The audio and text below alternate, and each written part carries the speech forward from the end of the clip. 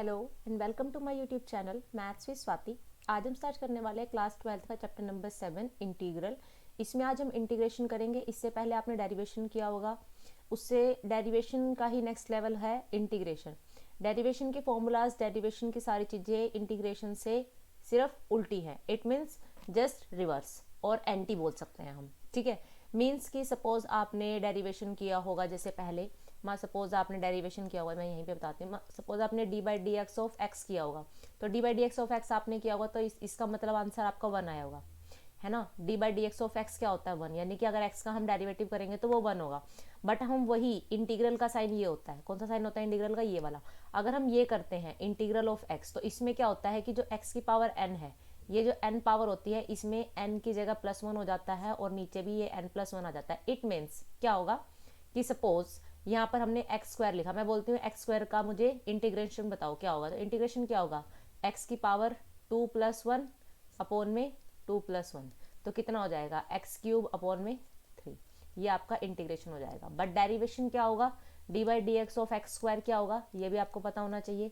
ये क्या होगा, जो पावर होती है वो हमेशा आगे आ जाती है, और जो आपका जो फंक्शन गिवन होता है वो आपका सेम होता है, और उसमें से पावर में से माइनस हो जाता है। इट मीन्स सपोज एक्स की पावर n आपको गिवन है, तो इसका डिफरेंशिएशन क्या होगा, डी बाई डी एक्स क्या होगा, ये पावर आगे आ जाएगी, मीन्स n आगे आ जाएगा, और x की पावर में क्या हो जाएगा, n-1 हो जाएगा। इट मीन्स n x की पावर n-1, ये इसका डेरिवेशन हो जाएगा। बट इंटीग्रेशन में क्या होता है, x की पावर में ही हम 1 ऐड कर देते हैं, और उसके जो डिनोमिनेटर वाला पार्ट होता है, डिनोमिनेटर में हम क्या कर देते हैं, वही सेम जो पावर अब न्यूमरेटर के केस में आती है वही पावर नीचे आ जाती है, ठीक है। तो ये जस्ट छोटा सा ओवरव्यू था।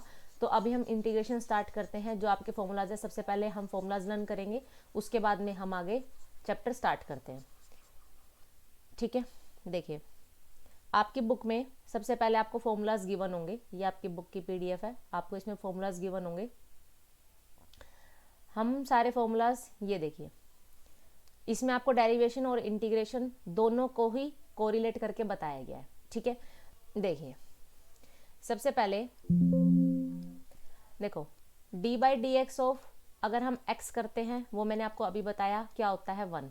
But D by D X of X की पावर 2 क्या होगा, या फिर सॉरी एक second wait, D by D X of, ये तो D by D X of X 1 होगा, तो इंटीग्रेशन ऑफ एक्स क्या होगा, मैंने क्या बताया था, इसके आगे डी एक्स आता है। इंटीग्रेशन ऑफ एक्स क्या होगा, हमें जितनी इसकी पावर है, इसकी पावर यहाँ पर इस टाइम 1 है, तो 1 पावर में हमें 1 ऐड करना है, और वही हम नीचे लिखेंगे सेम।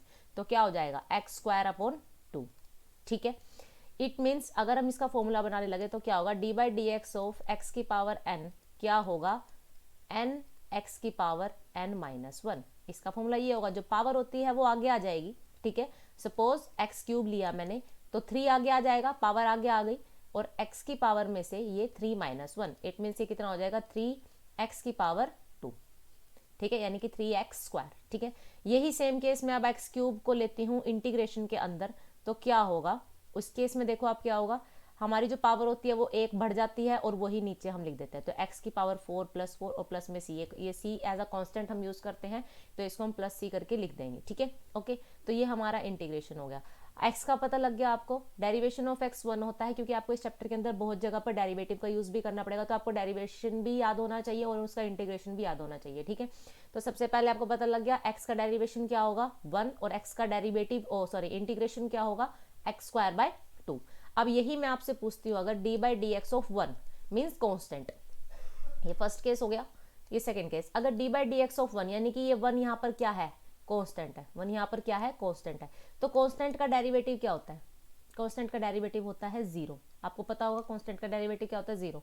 बट कॉन्स्टेंट का इंटीग्रेशन क्या होगा, कॉन्स्टेंट का इंटीग्रेशन होता है जिसके रिस्पेक्ट में हम इंटीग्रेशन कर रहे हैं। जो मैंने dx लिखा है, dx लिखने का मतलब यहाँ पर क्या है कि हम जो इंटीग्रेशन कर रहे हैं या हम डेरिवेशन कर रहे हैं, मैंने यहाँ पे भी dx लिखा है, देखो ये मैंने dx लिखा है, ये मैंने dx लिखा है, ठीक है। मैं रेड कलर से दिखा रही हूँ आपको, ये मैंने dx लिखा है, ये मैंने dx लिखा है। मैंने यहाँ पे dx ही क्यों लिखा है, मैं यहाँ पे dy dz dq dp कुछ क्यों नहीं लिख रही हूँ, dx क्यों लिख रही हूँ। इट मीन्स मैं जो डेरिवेशन कर रही हूँ या जब मैं जो भी मैं इंटीग्रेशन कर रही हूँ वो विद रिस्पेक्ट टू x कर रही हूँ। क्या कर रही हूँ मैं, विद रिस्पेक्ट टू x कर रही हूँ, ठीक है। ये मैं विद रिस्पेक्ट टू एक्स कर रही हूँ, तो यहाँ पे मैं integration with respect to X कर रही हूँ, तो इट मीन्स मेरा 1 का जो इंटीग्रेशन होगा वो होगा एक्स। कांस्टेंट का इंटीग्रेशन होता है जिसके रिस्पेक्ट में हम इंटीग्रेशन कर रहे हैं, वो हम उसी मतलब उसी वाले वेरिएबल, उसी वाले क्वांटिटी में हम उसको सेम लिख देंगे, मीन्स उसका वेरिएबल से मल्टीप्लाई कर देंगे, यानी कि मैं dx के रिस्पेक्ट में कर रही हूँ तो x हो जाएगा। ठीक है, अब यही अगर मैं यहाँ पर ऐसे कर देती 1 और dy लिख देती, dy लिखने का मतलब मैं y के रिस्पेक्ट में इंटीग्रेशन कर रही हूँ, तो कांस्टेंट का जो इंटीग्रेशन हो जाएगा वो क्या हो जाएगा y। यही अगर मैं यहाँ पर 1.dz लिख देती हूँ, dz का मतलब z के रिस्पेक्ट में कर रही हूँ, तो आंसर क्या आ जाएगा z प्लस सी। ठीक है, इतनी बात आपको समझ में आई होगी। उसके बाद ये तो मैंने अभी आपको सिर्फ 2 बताए, ठीक है, कि अब मैं यहाँ पर लाइन वाइज लिख देती हूँ एक बार। First one D by D X of X क्या हो जाएगा आपका 1, और इंटीग्रेशन ऑफ एक्स क्या हो जाएगा आपका x की पावर 2 डिवाइड बाय 2। ठीक है, ये हो जाएगा। सेकेंड वन, अब देखिए तो x का केस हो गया, ठीक है, और मैंने कांस्टेंट का भी बता दिया, D by D X of constant, constant का डेरिवेटिव क्या होता है 0, बट कांस्टेंट का इंटीग्रेशन क्या होता है, जिसके रिस्पेक्ट में हो रहा है हम उसी को लिख देंगे। ठीक है, थर्ड वन, इसके बाद में आ जाते हैं कुछ ट्रिग्नोमेट्रिक फंक्शंस। ठीक है, इससे पहले आपको एक्सपोनेंशियल बता देती हूँ। देखो D by D X of exponential, exponential का जो डेरिवेटिव होता है वो क्या होता है, खुद एक्सपोनेंशियल ही होता है। एक्सपोनेंशियल होने का मतलब यहाँ पर क्या है कि यहाँ पर जो हमारा x है वो सिर्फ अकेला है, यहाँ पर उसकी पावर 1 है। अगर इसकी पावर यहाँ पर मैं लिख देती ई एक्स स्क्वायर, ठीक है, suppose D by D X of E x square, तो क्या होगा वो देखो, वो पहले तो जो एक्सपोनेंशियल होता है वो सेम आता है। ठीक है, एक्सपोनेंशियल जो जैसे लिखा हुआ है उसके बाद सेम आता है, उसके बाद जो उसकी पावर होती है उसकी पावर का डेरिवेटिव करना है। इसकी पावर का डेरिवेटिव क्या होगा 2x होगा, है ना, तो इट मीन्स इसका आंसर हो जाएगा 2x e raise to power X square. ठीक है, अब यही चीज अगर मैं इंटीग्रेशन में करती हूँ तो integration of E raise to power X क्या हो जाएगा, ये हो जाएगा तुम्हारा E raise to power X same plus में सी। ठीक है, कुछ नहीं लिखा है। अब अगर यही मैं लिख देती हूँ ई रेज टू पावर 2x, तो इस केस में क्या होगा, E raise to power 2x same रहेगा। ठीक है, बस इसमें हम मल्टीप्लाई में नहीं लिखते हैं, इंटीग्रेशन में कोई भी चीज हम मल्टीप्लाई में नहीं लिखते हैं, डिवाइड में लिखते हैं। इट मीन्स अगर ई रेज टू पावर 2x लिखा है तो ई रेज टू पावर 2x लिखा है, it means same e raise to power 2x तो आएगा ही आएगा, और जो 2x आपका ये जो ऊपर पावर लिखी है, पावर का क्या होगा, पावर में क्या है 2x है, तो 2x का जो डिफ्रेंशिएशन क्या होगा 2, तो वो हम लिख देंगे नीचे, तो ये आपका सेम होगा। इंटीग्रेशन के केस के अंदर जब भी आप पावर का करोगे तो पावर का आप इंटीग्रेशन नहीं करोगे, पावर का आप डिफरेंशिएशन करके नीचे लिखोगे। जैसे मैंने यहाँ पर क्या किया, फंक्शन का मैंने लिख दिया E raise to power 2x as it is लिख दिया। E raise to power 2x की पावर क्या थी 2x थी, ठीक है 2x थी, तो 2x का मैंने डेरिवेटिव किया, तो डेरिवेटिव क्या होगा 2x का डेरिवेटिव 2 होगा। ठीक है, तो वो 2 मैंने कहा लिख दिया, नीचे लिख दिया। E raise to power x के केस में क्या था कि यहाँ पर x ही था, तो x ही था का मतलब क्या होगा 1x था, है ना, तो x का आपको डेरिवेटिव पता है क्या होता है 1 होता है, तो एक इस तरह से इसके नीचे क्या आता है 1, तो वो 1 नहीं होता है, हम कंसीडर नहीं करते हैं 1 को, उसका कोई मतलब नहीं होता। 1 अगर डिनोमिनेटर में है तो उससे कोई फर्क नहीं पड़ता, इसलिए हम नहीं बताते हैं। ठीक है, लेकिन ये कैसे आया हुआ है, क्योंकि इसके नीचे 1 है, क्योंकि वहां पर जो पावर है वो ओनली x है, यहाँ पर 2x हो गई तो मैंने 2x का कर दिया इंटीग्रेशन। ठीक है, वो डिफरेंशिएशन हो जाएगा, मतलब वो डिनोमिनेटर के अंदर आ जाएगा। ठीक है, इतनी बात समझ में आ गई, ये हो गया एक्सपोनेंशियल तक का केस। उसके बाद में अब आप क्या आ जाता है ट्रिग्नोमेट्रिक फंक्शंस, जो है ट्रिग्नोमेट्रिक फंक्शंस का जो इंटीग्रेशन होगा। ठीक है, ट्रिग्नोमेट्रिक फंक्शंस का देखते हैं अब कैसे होगा। First one, D by D X of sine x क्या होता है, साइन एक्स का जो डिफरेंशिएशन होता है वो होता है कोस एक्स। साइन एक्स का जो डिफरेंशिएशन होता है वो होता है cos x, but sine x का इंटीग्रेशन क्या होता है, साइन एक्स का इंटीग्रेशन होता है माइनस का कोस एक्स। ठीक है, उल्टा होता है, बस याद रखना है, अगर किसी को डिफरेंशिएशन याद है तो उसका उल्टा इंटीग्रेशन के अंदर होता है। D by D X of cos x क्या होता है, कोस एक्स का जो डिफरेंशिएशन होता है वो होता है माइनस का साइन एक्स। ठीक है, और कोस एक्स का इंटीग्रेशन क्या होता है, वो होता है साइन एक्स। ठीक है, समझ में आ गया। उसके बाद में थर्ड, ये हो गया D by D X of cos x minus ये हो गया। उसके बाद में आ जाएगा D by D X of ten x, D by D X of ten x, ten x का जो डिफरेंशिएशन होता है वो क्या होता है सीकेंड स्क्वायर एक्स। ठीक है, टेन एक्स का डिफरेंशिएशन क्या होता है secant square x, but secant square x का डिफरेंशिएशन क्या इंटीग्रेशन क्या होता है टेन एक्स। ये उल्टा होता है, जो आपने यहाँ राइट में लिखा है वो आप लेफ्ट में लिख दो, तो आपका आंसर आ जाएगा tan x प्लस सी। ठीक है, उसके बाद में के बाद क्या होता है कोट। देखो कोट एक्स का क्या होता है, कोट एक्स का होता है माइनस कोसिकेंट स्क्वायर एक्स। ठीक है, कोट का क्या होता है माइनस कोसिकेंट स्क्वायर एक्स। तो यहां पर आप लिखोगे तो कोसिकेंट स्क्वायर एक्स का क्या हो जाएगा, माइनस का कोट एक्स प्लस सी। ठीक है, कोट एक्स का क्या हो जाएगा माइनस का कोसिकेंट स्क्वायर एक्स, और कोसिकेंट स्क्वायर एक्स का क्या हो जाएगा माइनस का कोट एक्स। ये हो गया। उसके बाद फिफ्थ देखिए नेक्स्ट होता है हमारा D by D X of सीकेंड x. सीकेंड x का क्या होगा, सीकेंड एक्स टेन एक्स। ठीक है, सीकेंड एक्स का क्या होगा सीकेंड एक्स टेन एक्स, और इसी का उल्टा सीकेंड एक्स टेन एक्स का क्या होगा, सीकेंड एक्स टेन एक्स का क्या होगा सीकेंड एक्स।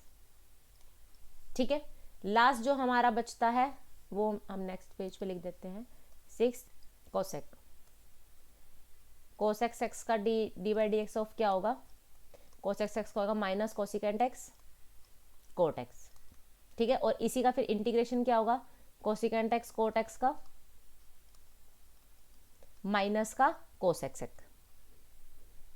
ठीक है, समझ में आ गया। देखो हमने यहाँ पर 6 किए।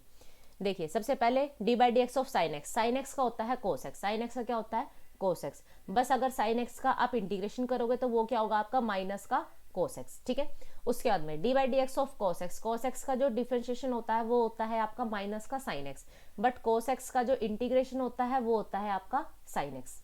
ठीक है, उसके बाद में tan x का क्या होता है सीकेंड स्क्वायर x होता है। tan x का क्या होता है सीकेंड स्क्वायर x होता है, क्योंकि देखो जो आपका ट्रिग्नोमेट्रिक फंक्शंस वाला फॉर्मूला है उसके अंदर tan और सीकेंड वाला फॉर्मूला है।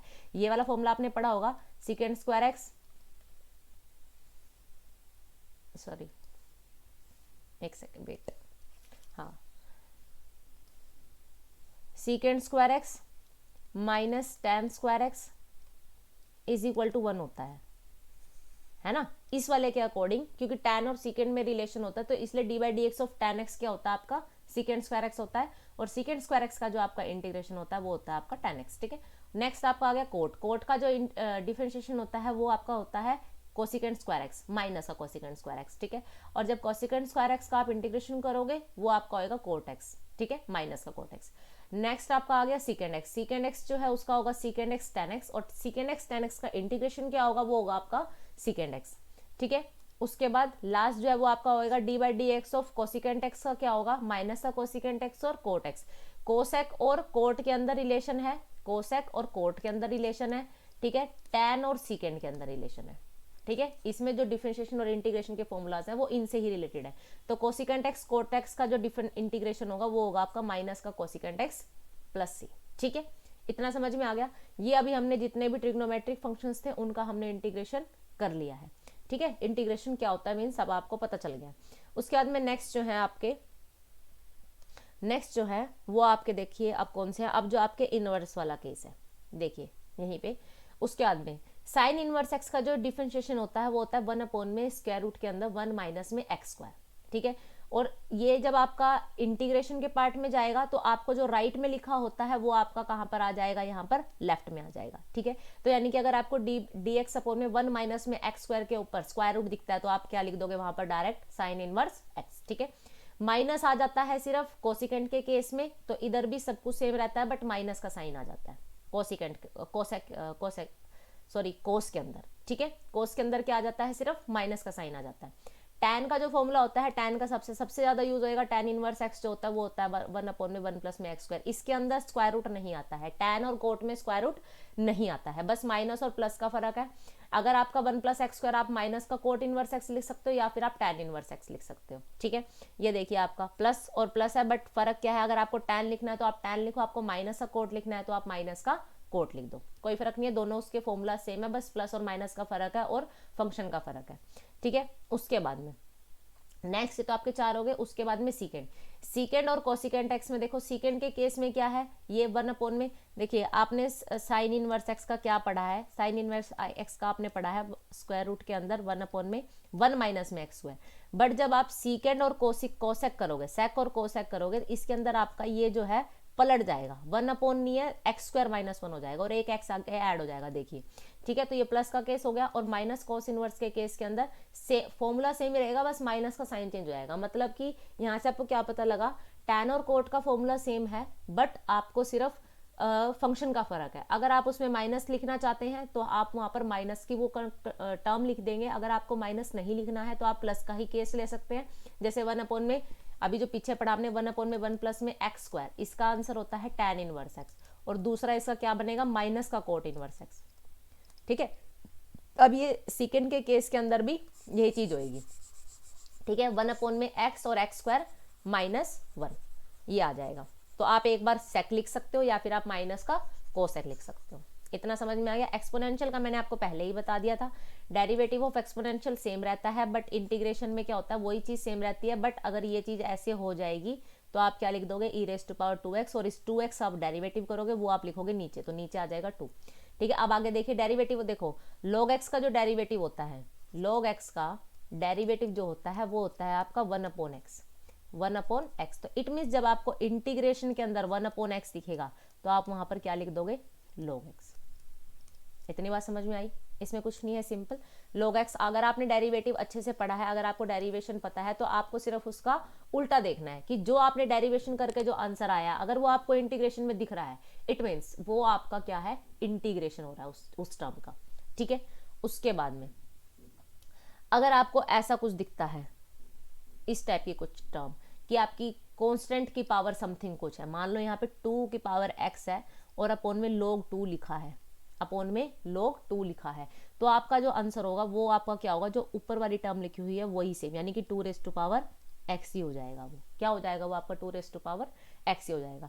यही सेम चीज आपको इंटीग्रेशन में दिखेगी। अगर आपको 2⁻x दिख रहा है तो आप सीधा आंसर क्या लिख दोगे, इसका सेम और अपॉन में log 2 + c। कोई प्रॉब्लम नहीं, क्योंकि कांस्टेंट के ऊपर अगर आपको वेरिएबल दिख रहा है तो इसका सीधा होता है कि 2⁻x अपॉन में log 2। ठीक है, समझ में आ गया। इतना ये आपके जस्ट सिर्फ फॉर्मूलाज थे। ये सब फॉर्मूलाज आपको अच्छे से रिवाइज होने चाहिए, तभी आप जो इसकी फर्स्ट एक्सरसाइज है वो सारे क्वेश्चन आप कर पाओगे। ठीक है, इसमें बाकी और कुछ यहाँ पे कुछ नहीं है, सिंपल। अब बस आपको सारे के सारे फॉर्मूलाज, अगर आपको फॉर्मूलाज याद है तो आपको किसी भी क्वेश्चन में कोई भी कंफ्यूजन नहीं होने वाली है। देखिए, ये आपकी फर्स्ट एक्सरसाइज है। ठीक है, अभी मैं आपको ये जो फर्स्ट क्वेश्चन है इसका, ये हम बाद में करेंगे। फर्स्ट क्वेश्चन जो है एंटी डेरिवेटिव, अभी मैंने आपको डेरिवेटिव बताया तो आप, ताकि इसमें कंफ्यूज ना हो जाए इसलिए मैं एंटी डेरिवेटिव नहीं बता रही हूँ। सबसे पहले हम ये वाले क्वेश्चंस करेंगे जिसमें आपका इंटीग्रेशन हो रहा है, क्योंकि अभी हमने यही टर्म की है। ठीक है, तो हम सबसे पहले क्या करेंगे, इंटीग्रेशन करेंगे। एंटी डेरिवेटिव हम इस एक्सरसाइज के लास्ट में करेंगे। ओके, तो देखिए सबसे पहले हम स्टार्ट करते हैं। अगर मैंने ये चीज स्टार्ट की है, ठीक है, यहाँ से question number first exercise 6 to 20 आपके सारे वही है। जैसे मान लो कि मैं क्वेश्चन नंबर 6 से स्टार्ट करते हैं। इसमें क्या लिखा है, 4e⁻3x + 1 ये लिखा है फर्स्ट क्वेश्चन। हम इसको वहां पे करते हैं।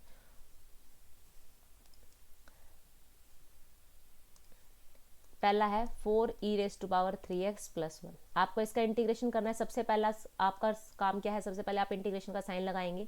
4e⁻3x + 1 इसको ब्रैकेट में डालेंगे और dx लिखेंगे इसके साथ। ठीक है, आपका फर्स्ट काम यही है। आपको सबसे पहले जैसे ही कोई भी क्वेश्चन मिलेगा, आप सबसे पहले उसमें इंटीग्रेशन का साइन लगाएंगे, उसको ब्रैकेट में कंप्लीट करेंगे और उसके बाद में उसके आगे dx लगाएंगे।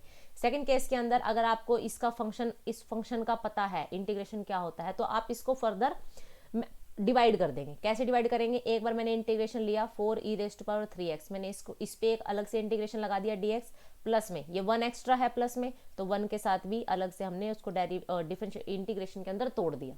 ठीक है, उसके बाद में अब देखिए 4 कांस्टेंट टर्म है, मैंने इसको इंटीग्रेशन से बाहर निकाल दिया।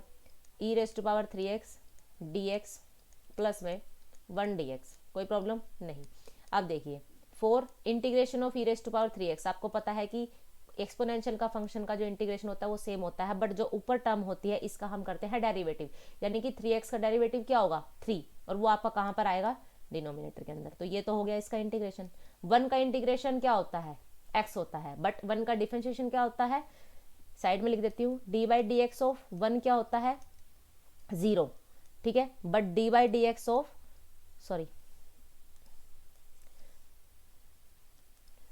बट इंटीग्रेशन ऑफ वन क्या होता है, जिसके रिस्पेक्ट में कर रहे हैं वही वाला फंक्शन आ जाएगा। तो यानी कि इसका आंसर हो जाएगा x प्लस में c।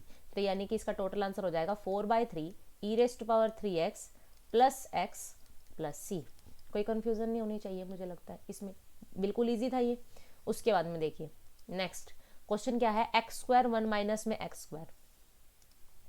सेकेंड क्वेश्चन आपका क्या दे रखा है, x² 1 माइनस में x², यही है ना, आई थिंक 1 माइनस में 1 में x² है।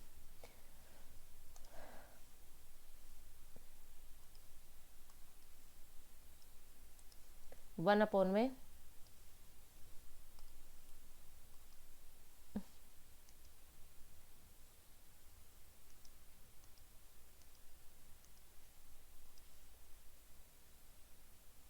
ये क्या हो गया,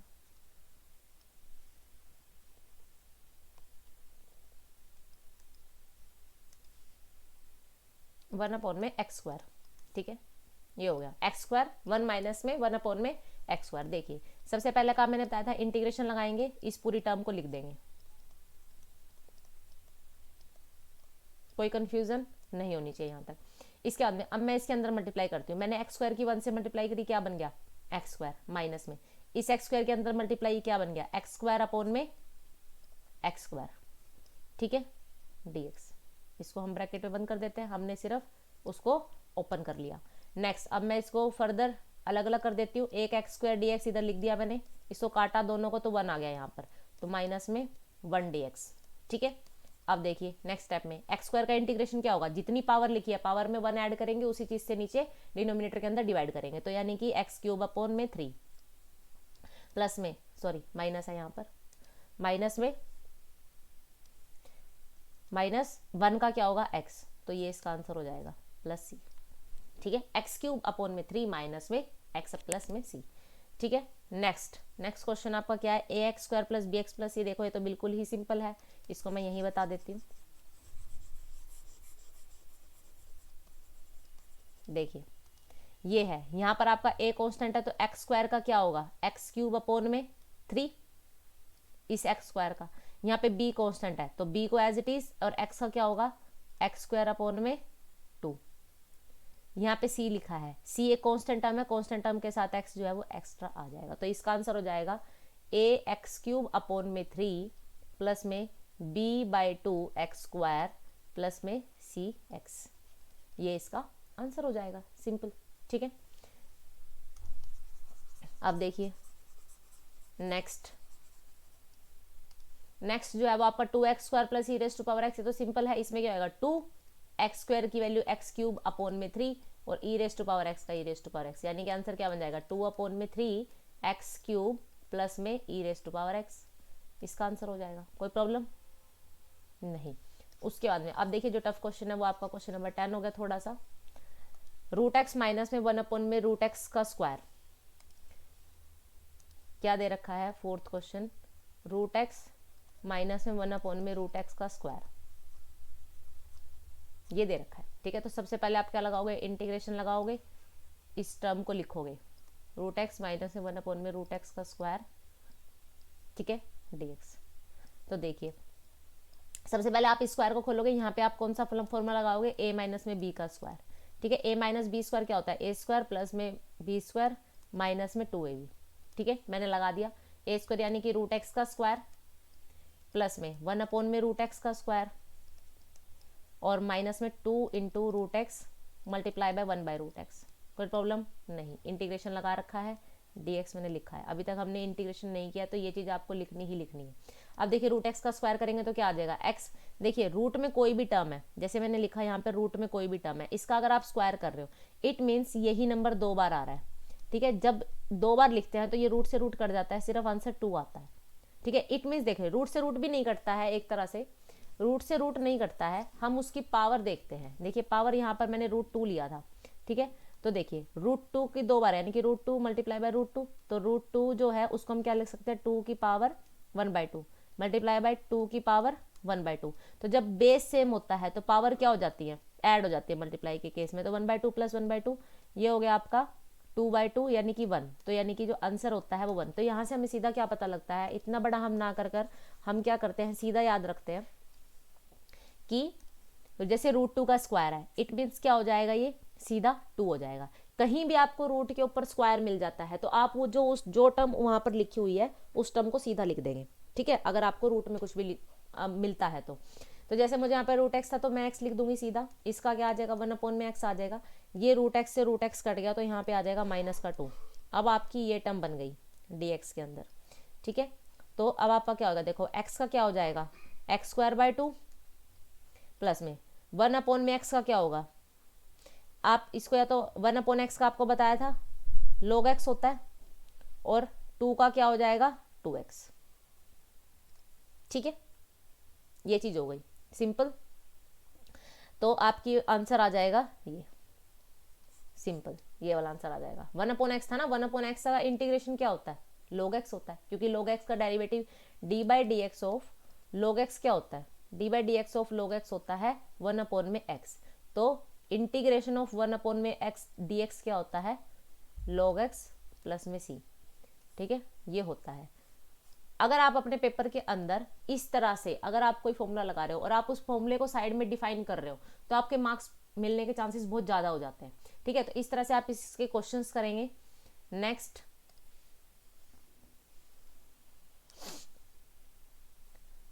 ये सिंपल है 11th क्वेश्चन, इसमें आप हर एक को पहले डिवाइड कर देंगे। देखिए कैसे होगा, x³ अपॉन में x² प्लस का 5x² अपॉन में x² माइनस में 4 अपॉन में x²। ये मैं अब ये मेरा एक तरह से फंक्शन हो गया इंटीग्रेशन का, ठीक है। तो अब देखिए मैंने इसको काटा, 3 पावर ऊपर 2 पावर नीचे, तो कट के कितनी पावर रह जाएगा, यहाँ पर एक ही पावर रह जाएगी।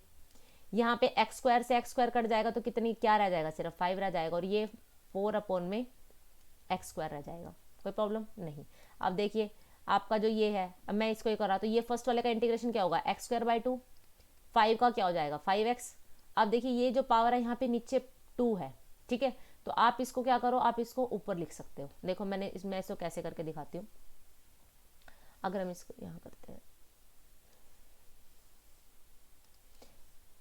x की पावर 3 माइनस में 5x² प्लस में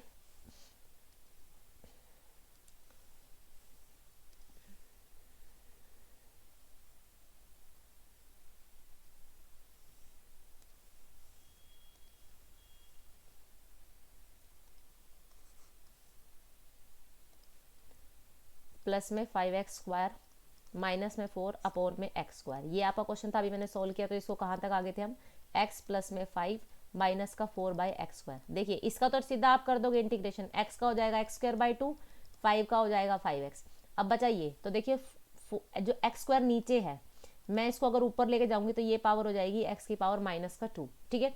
अब -2 के हिसाब से आप इसका डिफरेंशिएशन इंटीग्रेशन कैसे करोगे, जो ऊपर टर्म लिखी होती है उसमें पावर ऐड, ठीक है, और उसी को नीचे, ठीक है। तो कितना आएगा ये आंसर, x की पावर -1 अपॉन में -2 प्लस का 1 कितना हो जाएगा -1। तो कितना आंसर आ जाएगा माइनस का x की पावर -1। तो मैं इसको -1 जब भी पावर होती है आप उसको कैसे लिख सकते हो, डिवाइड करके लिख सकते हो। डिवाइड करते ही आपकी जो पावर है माइनस से प्लस हो जाएगी और प्लस से माइनस हो जाएगी, ठीक है। जैसे यहाँ पर मैंने प्लस का 2 था, जब मैं इस पावर को ऊपर लेके गई तो माइनस होगी वो, ठीक है, प्लस की जगह क्या हो जाती है माइनस। अब ये माइनस है तो मैंने इसको लिख दिया -1/x, ठीक है। तो इसकी जगह हम क्या लिख सकते हैं, -1/x, और एक माइनस पहले से ही है तो ये प्लस का हो जाएगा। तो ये आपका आंसर हो जाएगा इसका इंटीग्रेशन करने के बाद, ठीक है। इंटीग्रेशन करने के बाद ये आपका आंसर हो जाएगा इसका, समझ में आया। वैसे भी आपको पता होगा कि जब भी हम 1/x का डेरिवेटिव करते थे, 1/x का डेरिवेटिव हमें डायरेक्ट पता है कि -1/x² होता है, ठीक है। तो देखो वही चीज यहाँ पर आ रखी है कि 1/x² का अगर मैं इंटीग्रेशन करूंगी तो -1/x आ जाएगा, ठीक है। उसके बाद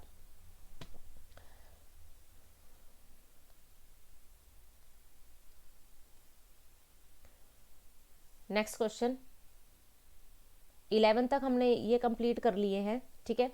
12th 13 14 15 16 17 एंड 18, ओके। तो देखिए ये हम नेक्स्ट क्लास में करेंगे, ठीक है। अभी हम 11th क्वेश्चन तक हमने कंप्लीट किया है। आप इसको एक बार अच्छे से रिवाइज करना, एक बार यहाँ तक अच्छे से करना, और अगर कोशिश करोगे आप 12 13 14 15 16 17 और 18 तक आपके क्वेश्चन आराम से हो जाएंगे, उसमें कोई आपको प्रॉब्लम नहीं आएगी। बट हम कल इसको क्वेश्चन को कंप्लीट करेंगे। ठीक, आई होप आपको क्लास पसंद आई होगी। अगर आपको क्लास पसंद आई है तो प्लीज़ लाइक करें, शेयर करें, सब्सक्राइब करें और बेल आइकन को दबाना मत भूलिएगा, क्योंकि आपको नेक्स्ट क्लास की नोटिफिकेशन उसी के थ्रू मिलेगी। ओके, सो ठीक है, थैंक यू।